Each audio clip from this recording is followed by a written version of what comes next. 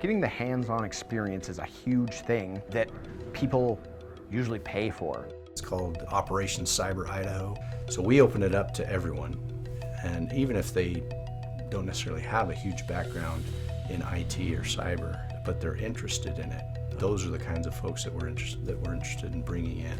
It is the most real-world experience that you are going to get. This is a production network with a real adversary and a real defender going against each other. My team is the problem. We are creating the trouble. So this is the red team.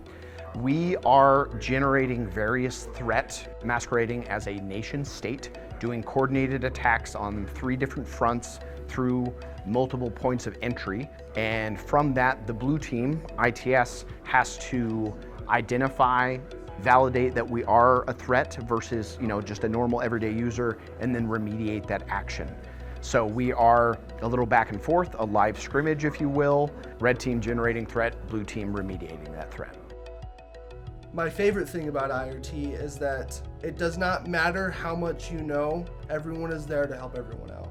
You could be the smartest guy in the room or the guy like me when I started out who had no idea what was going on, and there was always something new to learn.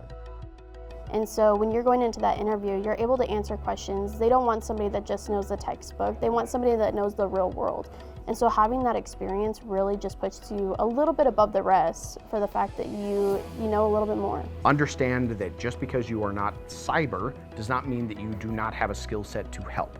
I'm talking to the analysts that we have here. I'm talking to the signal people that we have here. I'm talking about the students and employees who have an interest in going into IT and cybersecurity. They are linked, and people need to understand that. It's not cyber and IT, it's all together.